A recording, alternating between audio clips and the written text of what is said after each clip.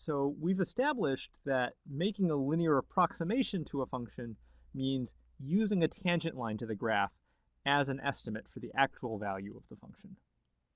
So this would be exactly correct if the graph of g was the line itself, if it was completely straight.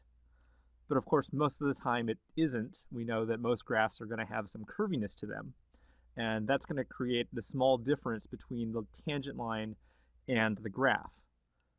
What allows us to get a handle on this curviness? Well, that's the second derivative.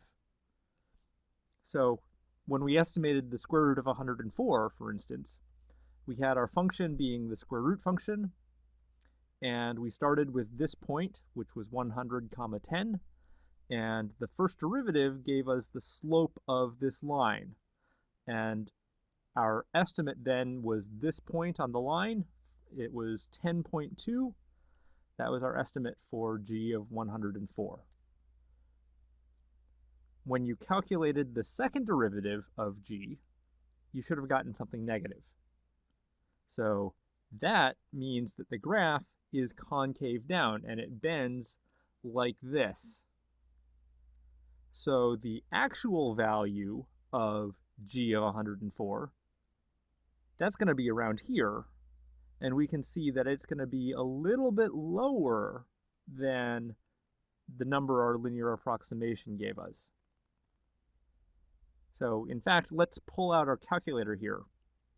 If we take 104 square root, we're going to get 10.198.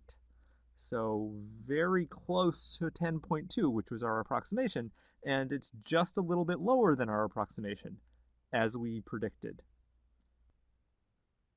While we're on the subject, most of the time when you ask a computer to do this sort of calculation, they don't have all the values in memory.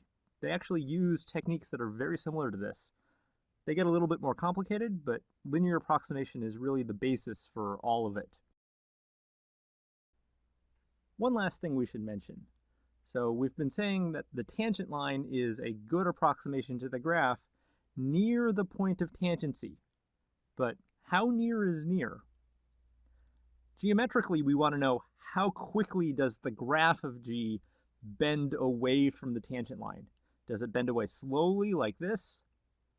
Or does it bend away very quickly?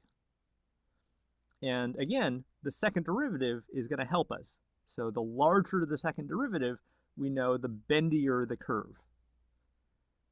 So if you think about our boat, well, we know our estimate of the position of our boat would have been exact if the velocity was always constant. So if the boat just putters along at a constant rate and is completely predictable. But of course, the boat doesn't have to do that. It can accelerate or it can decelerate. And acceleration, that's our second derivative again. So that's why the oil tanker's position is easier to predict than the canoe's position. So if you took any physics, you know that force is mass times acceleration. So the larger the mass of the boat, the harder it is to accelerate. And if you have very little acceleration, like for an oil tanker, then the graph of position can't be very curvy. And so our linear approximation is going to be more accurate for a longer period of time. So that wraps up linear approximation. Later in the course, we'll teach you how to use these second derivatives to actually quantify how close the linear approximation gets, and even to improve on the linear approximation. But linear approximation is really useful just by itself, and we're going to use it to help us figure out all sorts of key facts in the rest of this unit. So, hope you enjoyed it.